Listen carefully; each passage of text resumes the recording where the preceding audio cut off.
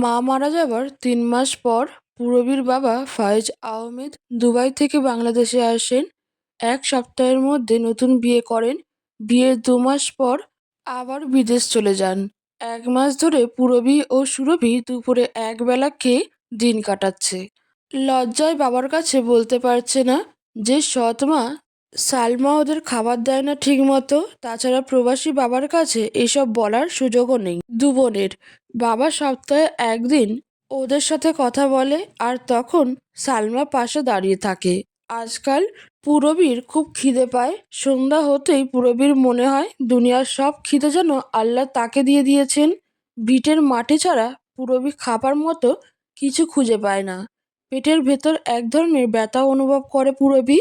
শোয়া থেকে উঠে বসে সুরভির দিকে তাকায়। ঘুমন্ত সুরভির মুখে যেন বিষাদের ছায়া, ডান গালে ৩টি আঙুলের ছাপ স্পষ্ট। নিজের খিদের কথা ভুলে গিয়ে মুহূর্তে বোনের ব্যথায় ব্যথিত হয় পূরবী। ছোট মানুষ না খেয়ে থাকতে পারে না। খিদে লাগলেই পূরবীর কাছে এসে ঘ্যান ঘ্যান করে। সন্ধ্যায়ও সুরভি কান্না করছিল খাবার জন্য। পূরবী রেগে গিয়ে একটা থাপ্পড় বসায় বোনের গালে। কাঁদতে কাঁদতেই সুরভি ঘুমিয়ে যায়। নিজের ব্যবহারে নিজেই অনুতপ্ত হয় পূরবী।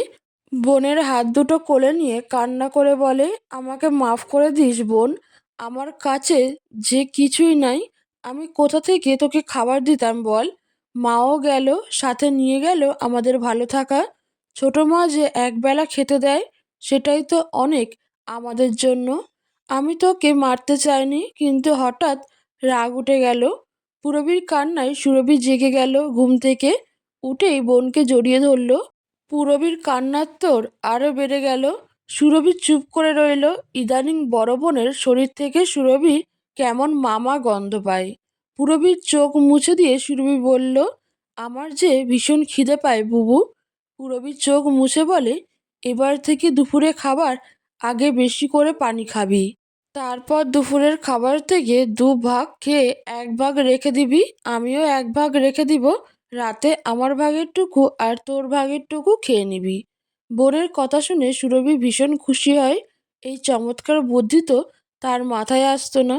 এক বোন অন্য বোনকে জড়াজড়ি করে ধরে আবার শুয়ে পড়ে। ফজরের সময় আবার উঠতে হবে দুই বোনকে। ফজরের আজান শেষ হতেই পূরবী সুরভি উঠে পড়ে ঘুম থেকে। পূরবী এবার এসএসসি পরীক্ষা দিয়েছে, আর সুরভি সবেমাত্র ক্লাস 7-এ পড়ে। ঘরের কাজ শেষ না হলে সালমা সুরভিকে স্কুল যেতে দিবে না। তাই দুই বোন অন্ধকার থাকতেই বাড়ির কাজ শুরু করে দেয়। সালমা সকাল 7টায় ঘুম থেকে উঠে চাল ডাল তরকারি, দুটো মুরগির ডিম বের করে দিয়ে রান্নাঘরের সামনে মোড়া নিয়ে বসলো। পূরবী অভ্যস্ত হাতে দ্রুত সুপারি পাতা দিয়ে চুলায় আগুন দিল। ডালের সাথে ডিম দুটো সিদ্ধ করতে দিল। সালমা গর্ভবতী হওয়ায় প্রতিদিন সকাল দুটো দেশি মুরগির ডিম খায়, রাতে আর 1 মগ গরুর দুধ খায়। সুরভি হাঁস মুরগির খোয়ার খুলে দিয়ে খাবার দিল। বাড়ির পিছনে বাগান থেকে শুকনো লাকড়ি এনে দিল বোনকে। লাকড়ি দিতে এসে সুরভি দেখল সালমা লবণ দিয়ে মেখে সিদ্ধ ডিম খাচ্ছে। সুরভি তাকিয়ে রইল সালমার দিকে। মা বেঁচে থাকতে প্রতিদিন দু বোনকে ডিম খেতে দিত। সুরভির ডিম ভীষণ প্রিয়। পূরবী তাই প্রায় সময় নিজের ডিম ও বোনকে দিত। পূরবীর মায়ের অনেকগুলো হাঁস মুরগি ছিল। সেই সব ডিম এখন সালমার দখলে। মালিকও এখন সালমা হয়ে গেছে। সালমার হঠাৎ করেই খেয়াল হলো সুরভি তাকিয়ে আছে তার দিকে। বসা থেকে উঠে গাব গাছের ডাল টেনে নিয়ে সালমা সুরভির পিঠে মার বসিয়ে গালি দিতে লাগলো। মামইরা আমার ঘাড়ে যত রাক্ষসী রেখা গেছে। আমার খাওয়ানোর দিকে তাকাইয়া থাকে, নজর দেশ আমার খাওনে, যাতে আমার পেটে অসুখ হয়। হের লাইগা খাওন দেখলেই লোল পড়ে তোর না খান। পূরবী ছুটে গিয়ে বোনকে জড়িয়ে নিয়ে চিৎকার করে বলল, মাফ করে দেন মা, ও ছোট মানুষ, ওর আর মাইরেন না। এখনো ওর শরীরের ঘা শুকায়নি। আমার বোন মরে যাবে মা। সালমার রাগ আরো বেড়ে গেল। চিৎকার করে বলল, মরস না কেন? জমে তেগো দুই বোনদের চোখে দেখে না কেন? আমার ঘাড়ে বইসা বইসা আর কত খাবি? দুই বোনের আহাজারিতে গাছের পাতারাও যেন কেঁপে উঠল। সালমা থামলো যখন দেখা গেল সুরভি মাটিতে পড়ে আছে আর তার উপর রক্ষা কবচের মতো পুরবী পড়ে আছে। সালমার মারের প্রায় পুরোটাই পুরবীর গায়ে লেগেছে। মাটি থেকে উঠে পুরবী আবার রান্নাঘরে ঢুকে গেল। সুরভি ঘর গোছাতে গেল। সালমা ফোন দিয়ে স্বামীর সাথে সুরভি পুরবীর দোষের কথা বলতে বসলো। পুরবী লোয়ায় লেহিয়ান অগ্নিশিখার দিকে তাকিয়ে বলল, তোমার তীব্রতাও ফিকে হয়ে যায় এই বুকে যে আগুন জ্বলছে তার কাছে। বাবা মারা গেলে তো মা বদলে যায় না, তবে মা মারা গেলে কেন বাবা বদলে যায়? সুরভি কাজ শেষ করে স্কুলের জন্য রেডি হতে গেল। স্কুল ড্রেস পরতে গেলেই সুরভি বিড়ম্বনার শিকার হয়। এই ড্রেসটা ভীষণ পুরনো হয়ে গেছে, সাদা সালোয়ার হলুদাবো হয়ে গিয়েছে, নীল জামায় ছোপ ছোপ রং উঠে গেছে। স্কুলে এই ড্রেস পরে গেলে মেয়েরা হাসাহাসি করে সুরভিকে নিয়ে। সুরভির দু চোখ আবার জলে ভিজে গেল। পুরবী রান্না শেষ করে সব গুছিয়ে রেখে কালির পাতিল, গত রাতের এঁটো বাসন গ্লাস নিয়ে পুকুর ঘাটের দিকে গেল। নারকেল গাছ কেটে পুকুরের এই ঘাট পুরবীর মা পারভিন বানিয়েছিলেন। এই ঘাটটা পুরবীর ভীষণ প্রিয় তাই, কিন্তু বেশিক্ষণ এখানে বসতে পারে না। পুকুরের পাশ দিয়ে গ্রামের রাস্তা চলে গিয়েছে, লোকজন আসা যাওয়া করে, বিদায় দ্রুতই পুকুরের কাজ সেরে চলে যেতে হয়। পুকুর থেকে এসে পুরবী যখন উঠোনে মোড়া পেতে বসলো, দেখতে পেল বোরকা পরা এক বয়স্ক মহিলা আর বয়স্ক একজন পুরুষ উঠানে এসে দাঁড়িয়েছে। পুরবী এগিয়ে দিয়ে সালাম দিল। মহিলা সালাম নিয়ে জিজ্ঞেস করলো, আমাকে এক গ্লাস পানি দাও তো, এই পথ দিয়েই যাচ্ছিলাম, ভীষণ তেষ্টা লেগেছে। পুরবী দ্রুত পায়ে ঘরের দিকে গেল। সদ্য ধুয়ে আনা কাঁচের গ্লাসের পানি নিয়ে ফ্রিজ থেকে এক টুকরো বরফ দিয়ে পানির গ্লাসে দিল। সালমা রুমেই বসেছিল। পুরবীকে একরকম যত্ন সহকারে পানি নিতে দেখে সালমাও পুরবীর পিছনে বের হয়ে এলো। অচেনা আগন্তুকদের দেখে সালমা এগিয়ে এলো। বোরকা পরা মহিলাটি জিজ্ঞেস করলো পুরবীকে, উনি তোমার কি হয়? পুরবী বলল, আমার মা। পানি খাওয়া হতেই পুরবী গ্লাস নিয়ে ঘরে চলে গেল। পুরবী যেতেই বয়স্ক লোকটি বলল, আপা, আপনাকে সত্যি কথাটাই বলি, আমার সেজো ছেলে মালয়েশিয়ায় থাকে, এত সপ্তাহ পর দেশে ফিরবে। আমি এই রাস্তা দিয়েই আসা যাওয়া করি মাঝে মাঝে। আপনার মেয়েকে পুকুরে দেখেই আমার পছন্দ হয়, তাই আজকে ছেলের মাকে নিয়ে এলাম মেয়ে দেখাতে। আপনাদের যদি কোনো আপত্তি না থাকে তাহলে আমি আগামীকাল আমার বড় দুই ছেলের বউদের এবং মেয়েকে নিয়ে আপনার মেয়েটাকে দেখতে আসতে চাই। সালেমা এক মুহূর্ত ভেবে তারপরে বলল, ঠিক আছে, আমার আপত্তি নেই, তবে আগেই একটা কথা বলে রাখি, পুরবী আমার নিজের মা না। ওদের দুই বোনকে রেখে মা মারা গিয়েছে কয়েক মাস আগে, আমি ওদের দ্বিতীয় মা। বোরকা পরা মহিলাটি চমকে স্বামীর দিকে তাকালো, কিন্তু স্বামীর চোখের দিকে তাকিয়ে বুঝতে পারল মেয়ের মা থাকাটা স্বামীর কাছে কোনো ব্যাপার মনে হয়নি।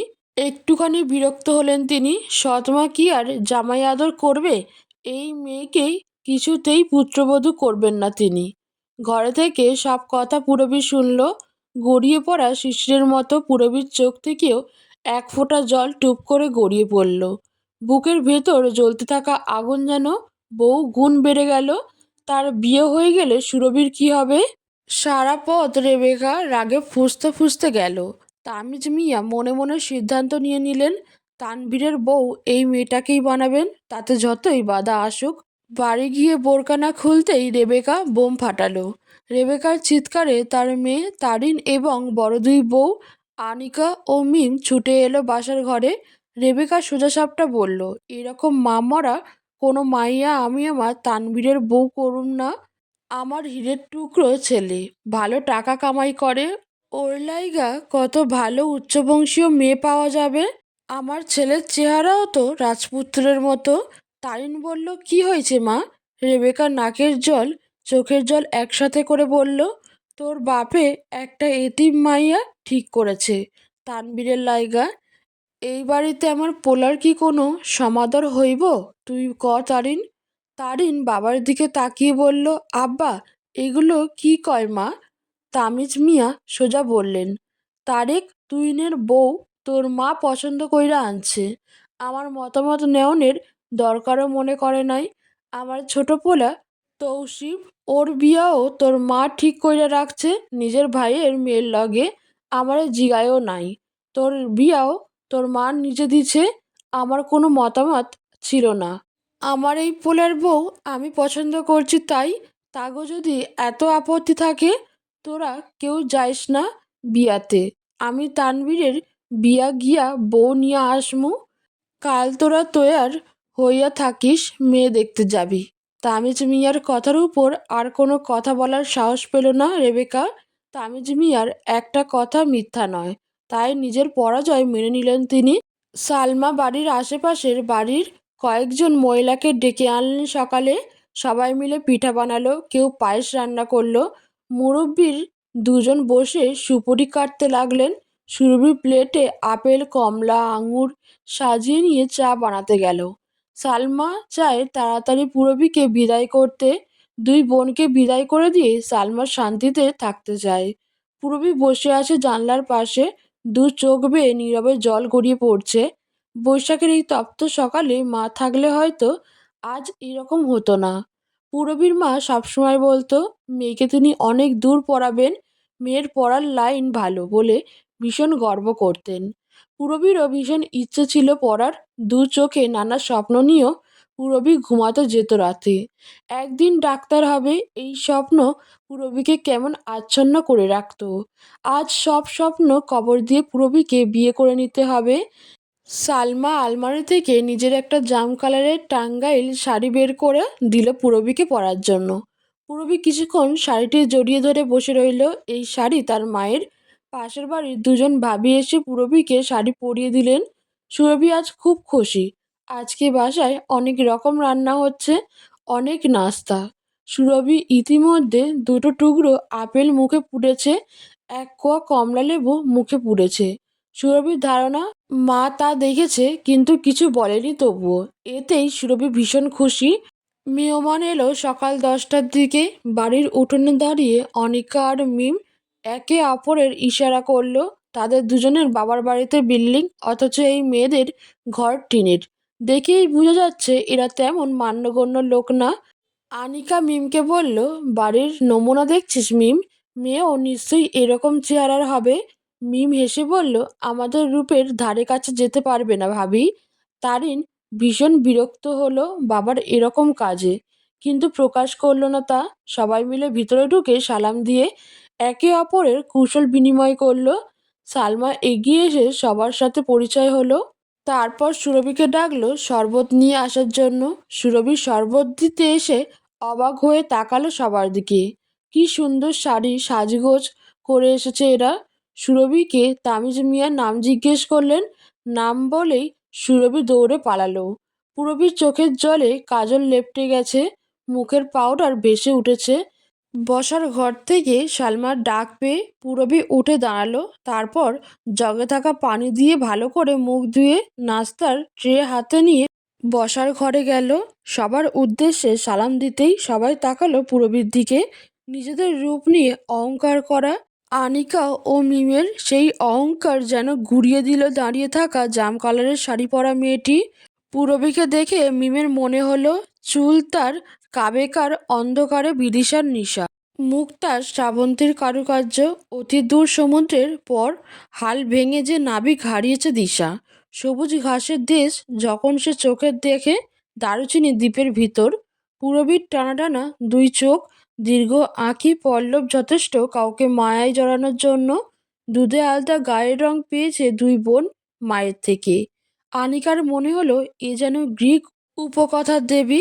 হয়তো পূর্বজন্মে এই মেয়েই ট্রয়ের সেই হেলেন ছিল। চেহারায় স্নিগ্ধ কোমল একটা আভা রয়েছে। এক অজানা হিংসে পেয়ে বসলো আনিকা আর মিমকে। তারিন পূরবীর কয়েকটা ছবি তুলে দিল। তামিজ মিয়া তারিনকে বলল ফোন থেকে তানভীরের ছবি দেখাতে। তারিন ছবি বের করে সালমার হাতে দিল। সালমা ছেলের ছবি দেখে মুগ্ধ হলো। তারপর সুরভিকে ডেকে দিল দেখতে। সুরভি ফোন নিয়ে ভিতরে চলে গেল সবাইকে দেখাতে। ভিতরে সবার হাসাহাসির আওয়াজ পূরবীকে রক্তাক্ত করে দিচ্ছে যেন। কেন কেউ বলছে না পাত্র আমাদের পছন্দ হয়নি, নয়তো পাত্রপক্ষ বলুক পাত্র তাদের পছন্দ হয়নি। তামিজ মিয়া পূরবীকে নিজের পাশে বসালো। তারপর মাথায় হাত রেখে জিজ্ঞেস করলো, আমার আম্মাজানের নাম কি? এত মায়া নিয়ে মা মারা যাবার পর কেউ পূরবীকে ডাকেনি, বাবাও না। কান্নায় পূরবীর গলা বুঝে গেল। অচেনা অজানা এই লোকটির জন্য পূরবীর মনে জন্ম নিল এক সাগর ভালোবাসা। নিচু স্বরে পূরবী বলল, পূরবী আহমেদ। তারিন জিজ্ঞেস করলো, কোন ক্লাসে পড়ো তুমি? পূরবী বলল, এবার এইচএসসি পরীক্ষা দিয়েছি। তারিন আবারও জিজ্ঞেস করলো, রেজাল্ট কবে দিবে? পূরবী বলল, 10 দিন পরে, মে মাসের 30 তারিখে। মিম হেসে জিজ্ঞেস করলো, সুরা ইয়াসিন জানো? শোনাও তো আমাদের। পূরবী অপ্রস্তুত হলো। সূরা ইয়াসিনের 15 আয়াতের মতো সে মুখস্থ জানে, কিন্তু হঠাৎ করেই ভুলে গেছে। অতিরিক্ত নার্ভাসনেসের জন্য পূরবীর গলা শুকিয়ে গেল। তামিজ মীরা বুঝতে পেরে মিমকে ধমক দিয়ে বললেন, এত বেশি প্রশ্ন করতে কেউ বলেছে তোমাদের? নিজেদের কি মহাজ্ঞানী ভাবছো নাকি তোমরা? কেউ কোনো প্রশ্ন করবা না। আমরা এখানে চাকরির ইন্টারভিউ নিতে আসিনি যে সব প্রশ্নের উত্তর দিতে হবে। অপমানে মিমের মুখ কালো হয়ে গেল। এরকম লজ্জা দিবে শ্বশুর তা সে ভাবেনি। রেবেকা বেগমও তাই আর কিছু জিজ্ঞেস করলেন না। পাঞ্জাবির পকেট থেকে একটা রিং ও একটা খাম বের করে তামিজ মিয়া পূরবীর হাতে দিল। রিং পরিয়ে দিয়ে বলল, যাও আম্মা, ভিতরে যাও তুমি এবার। কাঁপা কাঁপা পায়ে পূরবী ভিতরে এলো। এসেই পূরবী টাকার খাম লুকিয়ে ফেলল। পূরবী এখনো জানে না কত টাকা আছে, কিন্তু পূরবী ভেবে রেখেছে আগে সুরভিকে একটা স্কুল ড্রেস বানিয়ে দিবে। সবাই পূরবীকে চেপে ধরল কি দিয়েছে তা দেখার জন্য। হাত বাড়িয়ে পূরবী নিজের হাতের রিং দেখালো।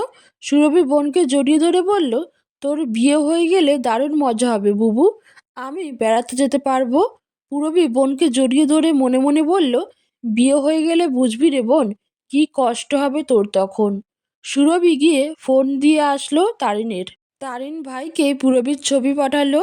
ছবি দেখে তানভীর মেসেজ দিয়ে বলল, এই ইন্দ্রাণীকে কোথায় পেলি আপা? আমার তো বুকের ভেতরে প্রেমের ঘন্টা বেজে গেছে রে একে দেখে। নগদ 4 লক্ষ টাকা দেনমোহর দিয়ে মে মাসের 30 তারিখে পূরবীর বিয়ের তারিখ ঠিক হলো। মেহমান বিদায় নেওয়ার সাথে সাথে সালমা এসে খপ করে ধরল পূরবীকে, খামে কত টাকা আছে তা দেখার জন্য। পূরবী মুচকি হেসে খাম বের করে দিল। ভালো করে ঘুরিয়ে দেখল সালমা, খাম খোলা হয়েছে কিনা। তারপর খামটি খুলল। ভিতরে 100 টাকার 5টা নোট শুধু। বিড়বিড় করে সালমা বলল, আজ তো ছোট লোক তো এরা 500 টাকা দিয়ে গেল, তাও আবার খামে পুড়ে। সালমা ভেবেছিল 2-3 হাজার টাকা থাকবে হয়তো ভিতরে, তা দিয়ে নিজে একটা শাড়ি কিনে নিবে। এখন 500 টাকা দেখে বিরক্তিতে মুখ বাঁকালো। টাকাগুলো ছুঁড়ে মারল পূরবীর মুখে। সালমা যাওয়ার পর পূরবী হাসতে হাসতে উঠে রুমের দরজা লাগালো। তারপর সুরভিকে জড়িয়ে ধরল। সুরভি কিছুই বুঝতে পারছে না। পূরবী হাসি থামিয়ে আরেকটা ছেঁড়া খাম দিল সুরভিকে। সুরভি দেখল খামের উল্টো পিঠে ছোট ছোট অক্ষরে লেখা, আম্মা গো, আমিও তোমার মতো মা হারিয়েছি অল্প বয়সে। সৎ মায়ের অত্যাচার আমিও সহ্য করেছি।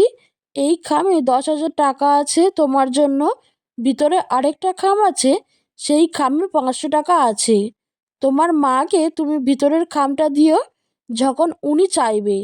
এই টাকাগুলো তোমাদের 2 বোনের জন্য পছন্দসই কিছু কিনে নিও। চিঠিটা পূরবী যত্ন করে লুকিয়ে রাখলো নিজের বইয়ের ভাঁজে। এই মানুষটাকে যে আজীবনের জন্য বাবার স্থানে বসিয়েছে, আজীবন তাকে সেই সম্মান পূরবী দিবে। আজকে পূরবীর বিয়ে। সকাল থেকে পূরবীর ভীষণ পেটে ব্যথা করছে। আজ একদিকে রেজাল্টের টেনশন, অন্যদিকে বিয়ের টেনশন। অন্যদিকে আজ পূরবীর মেয়েলি সমস্যা দেখা দিয়েছে, তলপেটে ব্যথায় ফেটে যাওয়ার জোগাড়। সুরভি কিছুক্ষণ পর পর পূরবীর কাছে এসে পূরবীকে দেখছে। তার বুবু এমনিতেই সুন্দর, কিন্তু আজকের আরও বেশি সুন্দর লাগছে বুবুকে। সুরভি ভাবছে তার বিয়ের দিন কি তাকেও এরকম সুন্দর লাগবে। তানভীর কল দিল সকালবেলা। পূরবীর পুরো শরীর কাঁপতে লাগলো তানভীরের কল দেখে। এই লোকটির সাথে পূরবীর কথা বলতে ইচ্ছা করে না, কেমন যেন বাজে কথা বলে লোকটা। দেশে আসার আগের দিন একবার কল দিয়েছিল তানভীর। পূরবীর সাথে ভালো মন্দ জিজ্ঞেস করার পর তানভীর জিজ্ঞেস করলো, তোমার ইনারের মাপ কত পূরবী? তানবীরের কাছে এই প্রশ্ন যৌক্তিক মনে হলেও পূরবীর কাছে মনে হলো খুবই নোংরা একটা প্রশ্ন। দাঁত কিরমিরিয়ে পূরবী বলল, আপনি একজন নোংরা লোক। তারপর কল কেটে দিল। পূরবী কল কেটে দিয়ে কাঁদল কিছুক্ষণ। 15 বছরের একটা মেয়ের কাছে এরকম একটা প্রশ্ন যথেষ্ট সেন্সিটিভ। তানভীর ভেবেছিল মালয়েশিয়া থেকে এই বউয়ের জন্য ইনার, নাইট ড্রেস, মেয়েলি অন্যান্য জিনিসপত্র কিনে নিয়ে আসবে। রুমের অন্যান্য বন্ধুদের দেখেছে বিয়ে করতে দেশে যাবার আগে সব এখান থেকেই নিয়ে গেছে। সবাই হবু বউদের থেকেই সব জেনেছে কল দিয়ে, অথচ কারো বউ এরকম রিয়্যাক্ট করেনি। সেই হিসেবে সে পূরবীকে জিজ্ঞেস করেছে, কিন্তু পূরবী এভাবে তাকে খারাপ বলবে তা তানভীর বুঝেনি। এখন আবার তানভীরের কল দেখে পূরবীর গলা শুকিয়ে গেল। নানি দাদি কেউ না থাকায় পূরবীকে কেউ বুঝিয়ে দেয়নি স্বামী মানে কি, স্বামীর সাথে কিভাবে কথা বলতে হবে। 15 বছর বয়সী একটা মেয়ের কাছে স্বামী, সংসার, শ্বশুরবাড়ি যথেষ্ট আতঙ্কের ব্যাপার। আর তার মধ্যে যদি মেয়েটি হয় মাহারা, তবে আর কথাই নেই। সালমা কল রিসিভ করে পূরবীকে দিল। পূরবীর পুরো শরীর কেঁপে উঠল তানভীরের হ্যালো শোনার পর। তানভীর বুঝতে পেরে কল কেটে দিল। ভিতরে ভিতরে ভীষণ বিরক্ত হলো। ভেবেছিল পূরবীকে বলবে পার্লারে গিয়ে সাজতে, কিন্তু কথাই তো হলো না। আর কি করার। দুপুরের কাঠফাটা রোদের মধ্যে বরপক্ষ এলো। যেহেতু কোনো গেট দেওয়া হয়নি তাই বিয়েতে গেট ধরা হলো না। তানভীর অবশ্য ভেবেছিল গেট ধরা হবে, সেখানে টাকা লাগবে। অবশ্য বরের হাত ধোয়াতেও এলে টাকা দিতে হয়, জুতা চুরি করলেও টাকা দিয়ে জুতা নিতে হয়। এসব ভেবে পকেটে করে 30,000 টাকা নিয়ে এলো। কিন্তু বিয়েবাড়ির চেহারা দেখেই তানভীর বুঝলো এই বাড়িতে যে মেয়েটা থাকে সে ভালো নেই। পূরবীর উপর হওয়া রাগ চলে গেল তানভীরের। গরমে ঘেমে সবার অবস্থা খারাপ তখন। সুরভি গেল সবার জন্য শরবত নিয়ে আসতে। তানভীরকে শরবত দিতে গিয়ে লজ্জায় কুঁকড়ে গেল সুরভি। তানভীর হাসলো দেখে। তারপর সুরভিকে কাছে টেনে নিয়ে বলল, ভাইকে কি কেউ লজ্জা পায় বলো? আমি তো আজ থেকে তোমার ভাই। মুহূর্তেই সুরভির সব জড়তা কেটে গেল। লাল বেনারসি শাড়িতে সাজিয়ে যখন পূরবীকে উঠানে করা স্টেজে আনা হলো, তানভীর এক নজর দেখেই চোখ নামিয়ে ফেলল। এক নজরেই তানভীরের মনে হলো তার চোখ ঝলসে গেছে। বন্ধুরা ফিস ফিস করে বলল, দোস্ত ভাবি তো আগুন সুন্দরী। তৌসিফ মুগ্ধ হয়ে তাকালো ভাবির দিকে। মা বোন ভাবিদের কাছে যতটা নিন্দে মন্দ শুনেছে এই মেয়ের নামে, সব কিছু মিথ্যা মনে হলো তৌসিফের কাছে। এক মুহূর্তের জন্য হিংসা হলো তৌসিফের নিজের ভাইয়ের ভাগ্যকে। দুপুর 2টা 5 মিনিটে বিয়ে হলো। পূরবী শক্ত করে সুরভিকে জড়িয়ে ধরল। এই বিশাল পৃথিবীতে এই একটা মানুষই আছে পূরবীর, যার জন্য পিছুটান রয়ে যাবে এই বাড়িতে, যার চিন্তায় রাতের ঘুম হারাম হবে পূরবীর। দেহটা থেকে প্রাণটা আলাদা করে এই 12 বছরের মেয়ের কাছে রেখে পূরবী তার নতুন বাড়ির পথে পা বাড়ালো। একটা অনিশ্চিত জীবনের পথে পা বাড়ালো পূরবী। কে জানে ভাগ্য সেই জীবনে তার সাথে কি খেলা করে, অথবা প্রাণ সঁপে দেওয়া ছোট মেয়েটাকে নিয়েই ভাগ্য কি করে তার কথা কে বলতে পারে। গাড়ি থেকে নামার পর তানভীর পূরবীকে কোলে তুলে নিল। হালকা পাতলা মানুষটাকে এক টানেই তুলে ফেললো তানভীর। লজ্জায় ভয়ে পূরবী খামচে ধরল তানভীরের ঘাড়। পূরবীর নোক লেগে তানভীরের ঘাড় জ্বলে উঠল। পূরবীর কানের কাছে মুখ এনে তানভীর ফিসফিস করে বলল, খামচানোর জন্য পুরো রাত পড়ে আছে, এখন ছাড়ো। পূরবী বুঝল না তানভীরের কথার মানে, পড়ে যাওয়ার ভয়ে বরং আরো জোরে ধরল। ঘরের সামনে এসে দাঁড়াতেই দেখলো একটা ডিশে করে মহিলারা পানি এনে রেখেছে। তারিন বলল, মান দিবেন নাকি ঠ্যাং দিবেন? পূরবী বুঝল না কি করতে হবে এখন। তানভীর পকেট থেকে 5,000 টাকা বের করে সবার অলক্ষ্যে পূরবীর হাতে ধরিয়ে দিল। পূরবী হাত বাড়াতেই তানভীরের দুই ভাবি টাকা কেড়ে নিয়ে ছুটে চলে গেল। তাদের পিছনে পিছনে গেল তারিন। রেবেকা গম্ভীর মুখে বলল, পা দিয়ে আস্তে করে ধাক্কা দিয়ে ডিশের পানি ফেলে দাও, তারপরে ঘরে ঢুকে রুমালে বাঁধা ধান ছাদের দিকে ছুঁড়ে মারো। পূরবী তাই করলো। ছোট পাখির ছানার মতো শরীরটা তিত্তির কাঁপতে থাকলো এসব করতে গিয়ে। বেডরুমের বিশাল এই বাড়িটি পূরবীর কাছে ছোটোখাটো রাজবাড়ির মতো মনে হচ্ছে। এত বড় বাড়িতে বিয়ে হয়েছে তার ভাবতেই পূরবীর কাছে তা অবিশ্বাস্য লাগছে। তেমনি অন্যদিকে এক অজানা ভয়ও পেয়ে বসেছে পূরবীকে। চারদিকে তাকিয়ে দেখতে পাচ্ছে সব অচেনা মুখ। নিজেকে মনে হচ্ছে নীড়হারা পাখি। পূরবীর ওয়াশরুমে যেতে হবে। কাকে বলবে পূরবী ওয়াশরুমে নিয়ে যেতে? আশেপাশে চেনা কাউকে খুঁজে পাচ্ছে না। হন্তদন্ত হয়ে তানভীর পূরবীর কাছে এলো। একটা ঠান্ডা পেপসি নিয়ে একটা গ্লাসে ঢেলে পূরবীর মুখের সামনে ধরলো। আশেপাশে সবাই হাসতে লাগলো তানভীরের কাজ দেখে। কেউ কেউ টিপ্পনি কেটে বলল, এখন থেকেই এত খেয়াল। তানভীর নির্বিকার রইল। পূরবী খেতে চাইল না, গ্লাস সরিয়ে রাখলো, কিন্তু তানভীর জোর করে খাইয়ে দিল। পূরবীর তলপেটে ব্যথা আরও বেড়ে গেল। লজ্জায় তানভীরকে বলতেও পারল না ওয়াশরুমের কথা। তানভীর জিজ্ঞেস করলো, কোনো সমস্যা? কিছুক্ষণ ইতস্তত করে পূরবী বলেই দিল। শুনে তানভীর হাত ধরে নিয়ে গেল রুমের দিকে। ওয়াশরুমে যেতে যেতে তানভীর জিজ্ঞেস করলো, পূরবীর রোল রেজিস্ট্রেশন নাম্বার কত? পূরবীর হঠাৎ করে মনে পড়ল আজকে রেজাল্ট দিবে। ভয়ে ভয়ে পূরবী বলল, রেজাল্ট দেখে তানভীর গমগমে স্বরে বলল, পূরবী। ভয়ে পূরবীর অন্তর আত্মা কেঁপে উঠল। হা হা করে হেসে তানভীর বলল, ভয় পাচ্ছ কেন? তোমার রেজাল্ট খুব ভালো হয়েছে। গোল্ডেনে প্লাস এসেছে তোমার। তুমি এত ভালো ছাত্রী আগে তো জানতাম না। আমি তো টেনে টুনে ইন্টার পাস করেছি। ওয়াশরুমে গিয়ে পূরবী থম মেরে বসে রইল কিছুক্ষণ। কান্না করবে না করেও কান্না করে দিল। পূরবীর একটা ন্যাপকিন দরকার, কিন্তু কোথায় পাবে এখন ন্যাপকিন? কাকে বলবে সে ন্যাপকিন দিতে? বাইরে তানভীর আছে। এই লোকটাকে কিভাবে বলবে সে? লজ্জায় পূরবী লজ্জাবতী লতার মতো নুয়ে গেল। সেই সাথে তীব্র পেটে ব্যথা পূরবীকে কুঁকড়ে দিল। তানভীর অনেকক্ষণ ধরে দাঁড়িয়ে আছে। পূরবীর বের হবার কোনো লক্ষণ না দেখে জিজ্ঞেস করলো, 1 নাম্বারের জন্য এসে এতক্ষণ সময় লাগছে তোমার? 2 নাম্বার হলে তো আজকে সারাদিন যাবে। তানভীরের ফাজলামি করে বলা কথা পূরবী বুঝল না। পূরবীর মনে হলো পূরবীকে লজ্জা দেওয়ার জন্য তানভীর এটা বলছে। ফর্সা মুখখানা আষাঢ়ের আকাশের মতো কালো হয়ে গেল অপমানে এবং পেট ব্যথায়।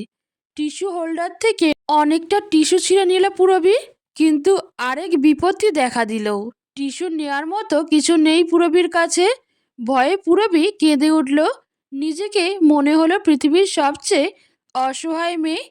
ভিতর থেকে কান্নার মৃদু শব্দ পেয়ে তানভীর ভড়কে গেল। দরজায় নক করে বলল, কি হয়েছে পূরবী? আমাকে বলো। পূরবী বলল না, বরং কান্নার তোর আরও বাড়ালো। তানভীর বাইরে থেকে আরও কয়েকবার ডাকলো, কিন্তু জবাব এলো না। মেজাজ খারাপ হয়ে গেল তানভীরের। এই মেয়ে এত ন্যাকা কেন? তারিনকে ডেকে নিল তানভীর। তারপর বলল, আপা দেখ তো এই মেয়েটা কাঁদছে কেন এরকম করে? আমি কি ওকে কামড়েছি নাকি? তারিন এসে ডাকতেই পূরবীর দরজার ফাঁক দিয়ে মাথা বের করে তারিনকে আস্তে করে বলল। শুনে তারিন ভাইকে বলল, লাগেজটা এখানে দিয়ে তুই যা এখান থেকে। মেজাজ খারাপ করে তানভীর লাগেজ দিয়ে গেল। যাবার সময় বলল, আজব মেয়ে মানুষ তো। আমাকে এতক্ষণ বললে কি হতো? লাগেজের জন্য কান্নাকাটি করছে। তাহলে আমি কি না এনে দিতাম? আরও 10টা লাগেজ এনে দিতাম দরকার হলে। ওয়াশরুমে গেছে। ভাই রে ভাই, ওখান থেকে বের হতে হলেও কি সাজগোজ করে মেকআপ করে বের হতে হবে? এরকম নকরা কেমনে যে করে এরা? তারিন চোখ বড় করে তাকিয়ে বলল, ভাগ এখান থেকে। তানভীর যেতেই তারিন দ্রুত হাতে প্যাকেট খুলে ন্যাপকিন বের করে দিল পূরবীকে। ন্যাপকিন নিয়ে বের হলো পূরবী। এতক্ষণে স্বস্তি পাচ্ছে সে। তারিন আর কথা না বলে চলে গেল। পূরবী আগের জায়গায় গিয়ে বসে রইল। সন্ধ্যা থেকে রাতের 11টা পর্যন্ত একই জায়গায় বসে রইল পূরবী। বসে থাকতে থাকতে কোমর ব্যথা বেড়ে গেল। তানভীর এসে একবার ডাকলো খেতে যাবার জন্য। পূরবী নড়ল না, কথাও বলল না। রেগেমেগে তানভীর চলে গেল। তারপর গিয়ে মা বোন ভাবিদের বলল পূরবীকে খেতে ডাকতে। বাড়ির মহিলারা কেউই খেতে ডাকেনি পূরবীকে। পুরবী কিছু না বুঝলেও এটুকু বুঝতে পারল এই বাড়ির মহিলারা কেউই ওকে তেমন একটা পছন্দ করছে না। মনে মনে আল্লাহকে ডেকে বলল, অভাগা যেদিকে যায় সাগর সেদিকে না শুকালেই কি নয়, একটু তো রহম করো আমায়। ইতিমের আর্তনাদ কি তোমার আরশ পর্যন্ত পৌঁছায় না আল্লাহ? সাত আসমানের উপরে আরশে বসে কি তুমি দেখতে পাও না এই এতিমের হৃদয়ে রক্তক্ষরণ? আর কত পূর্ব আল্লাহ? 12টার সময় পুরবীকে রুমে নেওয়া হলো। খিদেই ততক্ষণে পুরবী পুরো শরীর কাঁপছে। গতকাল বিকেলে দুই বোন মিলে ভাত খেয়েছে, তারপর আর খায়নি। দুপুরেও খায়নি পুরবী। এখন খিদে পেয়েছে কিন্তু কেউ ডাকছে না ওকে। নিরুপায় হয়ে পুরবী গুটিসুটি মেরে বসে রইল। তানভীর রুমে এলো যখন তখন রাত 12:30। এসে দেখে পুরবী হেলান দিয়ে বসা অবস্থায় ঘুমিয়ে গেছে। পুতুলের মতো মুখটি ঘামে ভিজে আছে। তানবীরের মনে হলো এসব যেন শিশির বিন্দু। আলতো করে পুরবীর হাত ছুঁতেই পুরবী জেগে উঠল। তানবীরকে এত কাছে বসে থাকতে দেখে বুক ধড়ফড় করে উঠল পুরবীর। একটু দূরে সরে বসে তানবীর জিজ্ঞেস করলো, খেয়েছো তুমি? পুরবী মাথা নাড়িয়ে জানালো খায়নি। তানভীর জিজ্ঞেস করলো, মা ডাকেনি খেতে যেতে? পুরবী বুঝতে পারছে না কি বলবে এই প্রশ্নের জবাবে। তানভীরের রাগ হলো ভীষণ। এই একটা বাজে স্বভাব তার, অল্পতেই মাথা গরম হয়ে যায়। রেগে গিয়ে রুম থেকে বের হয়ে মায়ের রুমের সামনে গিয়ে চিৎকার করে ডাকতে শুরু করলো। রেবেকা তখন সবেমাত্র বিছানায় পিঠ লাগিয়েছেন। ছেলের এরকম গলা ফাটানো চিৎকারে হন্তদন্ত হয়ে উঠে গেলেন। আনিকা, মিম, তারিনও ছুটে এলো চিৎকারে। তারিন জিজ্ঞেস করলো, কি হয়েছে তোর? এমন হেরে গলায় চিল্লাচ্ছিস কেন? তানভীর জিজ্ঞেস করলো, তোমাদের সবার রাতের খাবার হয়েছে? রেবেকা বলল, হ্যাঁ হয়েছে তো, কেন? দরজার পাশে থাকা ফ্লাওয়ার ভাসটা ছুঁড়ে ফ্লোরে মেরে তানভীর বলল, সবার খাওয়া হলে আমার বউটার খাওয়া হয়নি কেন? এতগুলো মানুষ, তোমরা কেউ একবারও ডাকোনি কেন ওকে? দুপুরে তো তোমরাই দেখেছো ও এক দানাও ভাতও মুখে দেয়নি। সবাই সবার খাবার ঠিক মতো খেয়ে নিয়েছে আমার বউকে রেখে। কিসের এত অবহেলা আমার বউকে? তোমাদের পছন্দ মতো হয়নি বলে? আচমকা এতগুলো প্রশ্ন শুনে রেবেকা থতমত খেলেন। ঝড়ের মতো তানভীর রান্নাঘরে ঢুকে গেল। নিজের হাতে পেঁয়াজ কাঁচা মরিচ কেটে ডিম ভাজি করলো। এক চুলায় ভাত গরম করে নিয়ে ধোঁয়া ওঠা গরম ভাতের সাথে পিরিচে করা ডিম ভাজা, এক বাটিতে ভাজা ইলিশ মাছ নিয়ে রুমের দিকে গেল। বিদেশে নিজের রান্না নিজেই করে বিদায় সব কাজে তানভীরের জানা। রুমে ঢুকে সবার মুখের উপর দরজা লাগিয়ে দিল। সবাই সবটা দেখল। মিম আনিকার হাতে চাপ দিয়ে বলল, দেখলেন ভাবি, আজ বিয়ে হয়েছে অথচ আজকেই বউয়ের গোলাম হয়ে গেছে। অনিকা ক্রূর হেসে বলল, সবই ধলা চামড়ার খেলারে মিম। পুরবী রুমে বসে তানভীরের চেঁচামেচি শুনল সবটা। শুনে লজ্জায় কুঁকড়ে গেল। অজানা এক অপরাধ বোধে ভুগতে লাগলো। যদি পুরবী মিথ্যা কথা বলতো যে খেতে ডেকেছে, তাহলে তো এত কথা হতো না। তানভীর পুরবীর সামনে বসে ভাত মাখতে মাখতে বলল, জানো পুরবী, আমি তো সারা জীবন দেশে থাকবো না। আমি তাই সবসময় ভাবতাম আমার বিয়ের পর আমি আমার বউয়ের এত যত্ন নিব, এত এত এত যত্ন নিব যে আশেপাশের যত ভাবিরা আছে সবাই যাতে আমার বউকে হিংসা করে, আমার বউ যাতে আফসোস করার সুযোগ না পায় আমি তার পছন্দসই না বলে। লোকে বলে প্রবাসীদের বউরা বেশিরভাগই পরকিয়া করে। আমি এত ভালোবাসবো আমার বউকে যে আমার বউ যাতে কখনো ভাবতেই না পারে পৃথিবীতে তার স্বামী ছাড়া দ্বিতীয় কোনো পুরুষ আছে তাকে ভালোবাসার জন্য।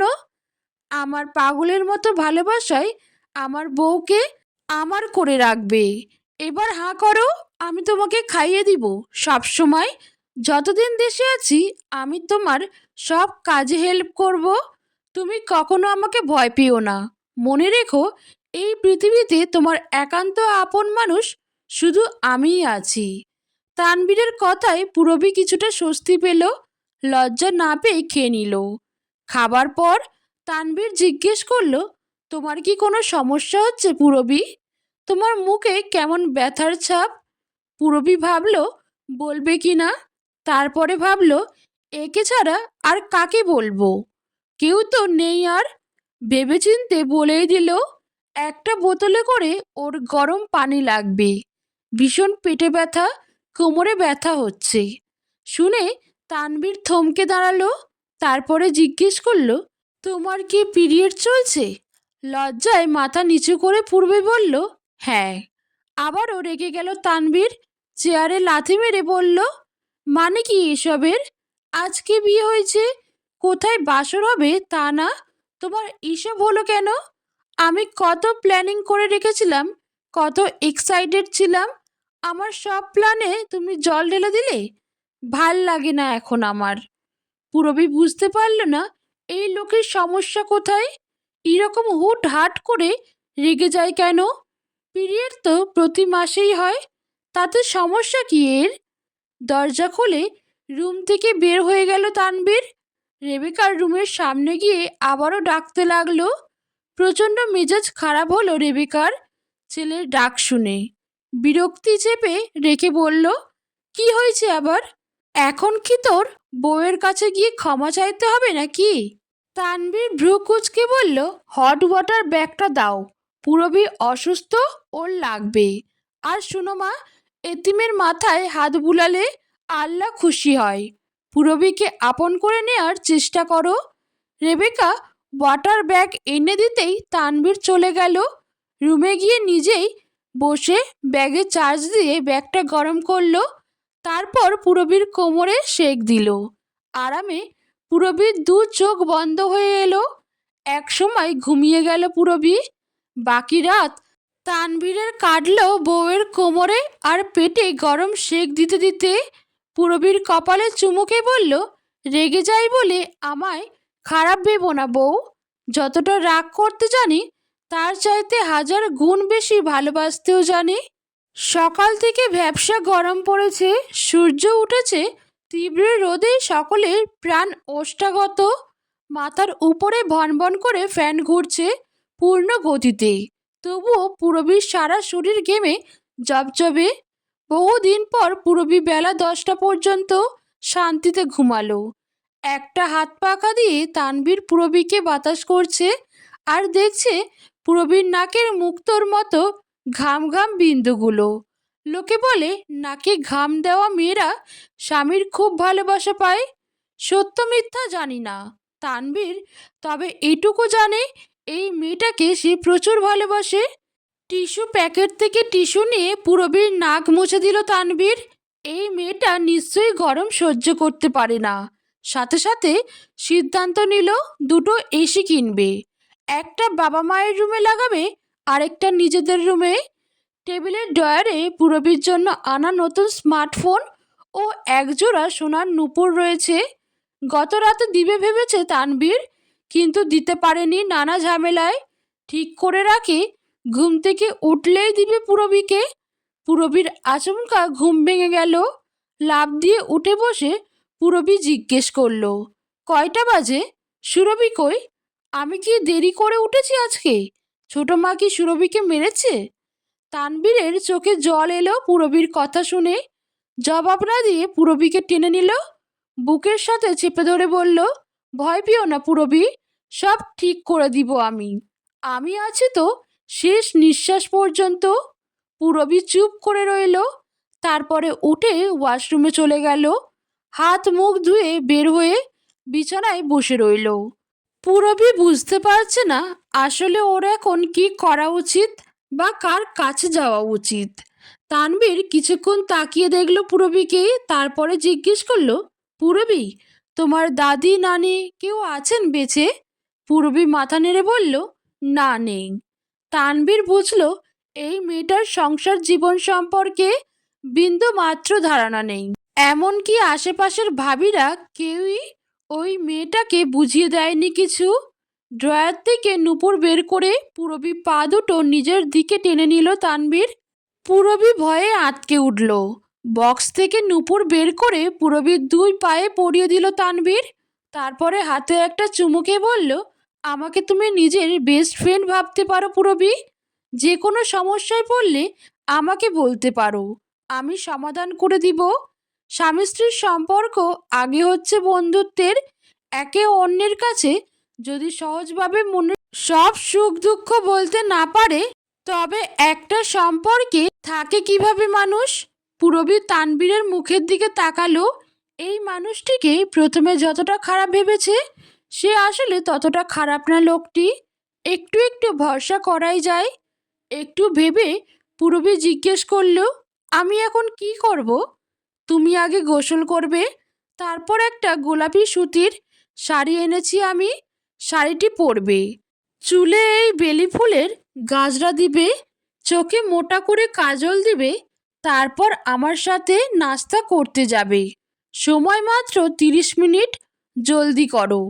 তানবীরের কথা মতো পূরবী উঠে গেল। রেবেকা পান বানিয়ে তামিজ মিয়াকে দিলেন। তামিজ মিয়া পান খেতে খেতে জিজ্ঞেস করল, নতুন বউ কই? রেবেকা মুখ ঝামটা মেরে বলল, খুঁজে তো আনছেন একটা বেলাচ্ছেরি। বিয়ার পরদিন মানুষ এতক্ষণ শুইয়া থাকে, বউ কি আরও 2টা আনি নাই ঘরে? এরকম বেলাস তো ওরা আছিল না। তামিজ মিয়া স্ত্রীর মুখের দিকে তাকিয়ে ক্রুদ্ধ স্বরে বললেন, আমার প্রশ্ন তো এত পেঁচানো ছিল না রেবেকা। এত হিস্টোরি তো তোমারে আমি জিগাই নাই।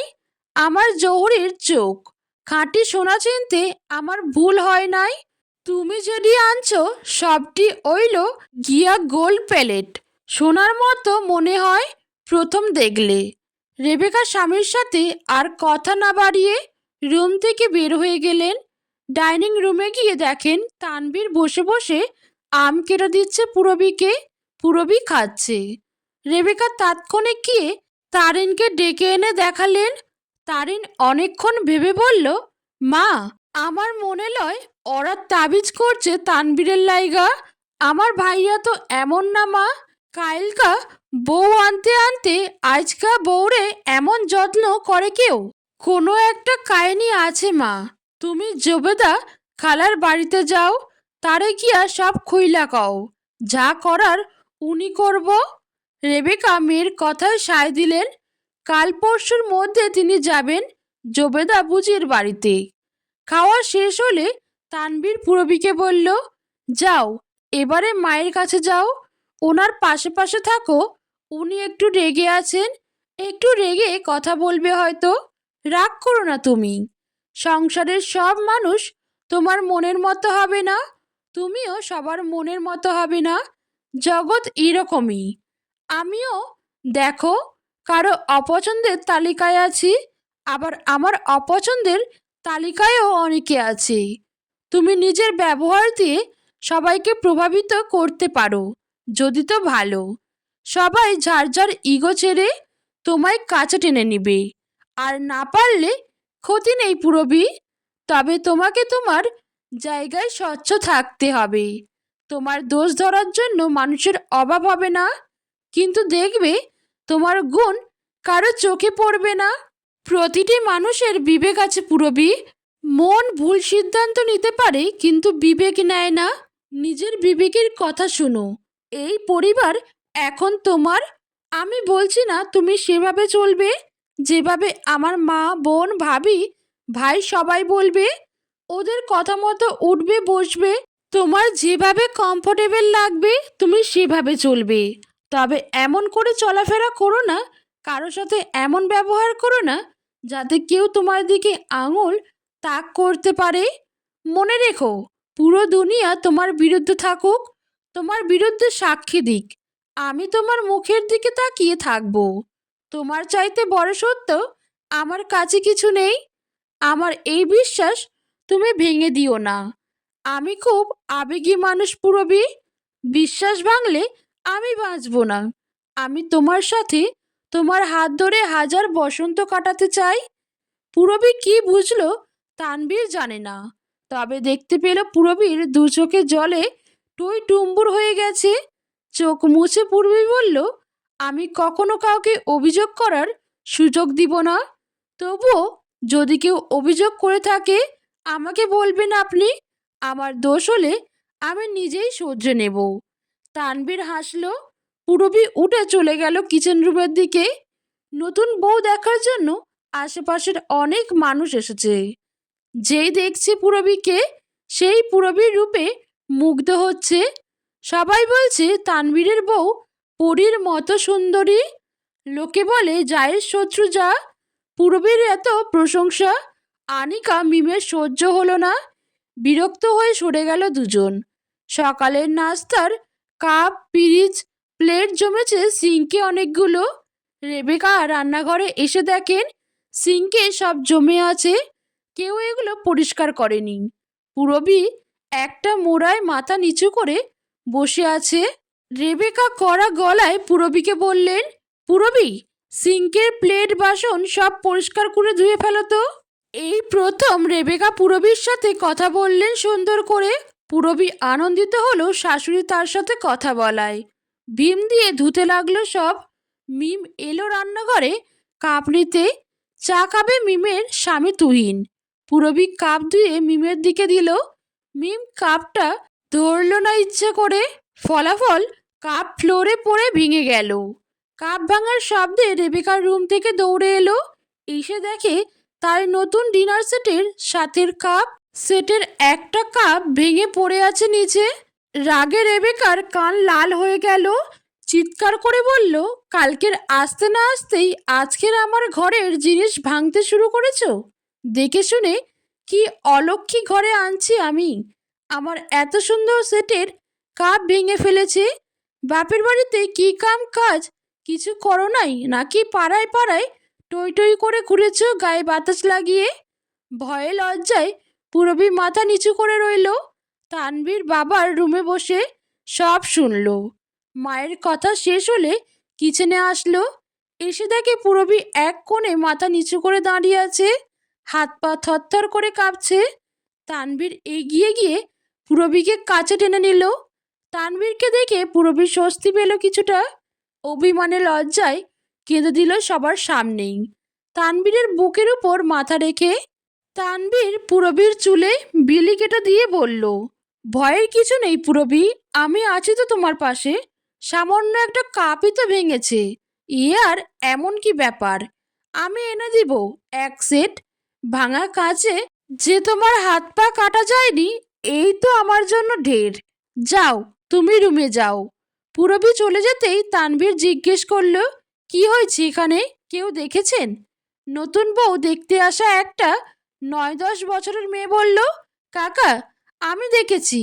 নতুন কাকি মেজো কাকিকে কাপ দিচ্ছিল, কিন্তু মেজো কাকি ইচ্ছে করেই কাপ ধরেননি, তাই ভেঙে গেছে। মিম ভীষণ অপ্রস্তুত হয়ে গেল। তানভীর মিমকে কিছু বলল না, মাকে বলল, মা, পূরবীর বয়স কতই আর বলো? 15-16 বছর।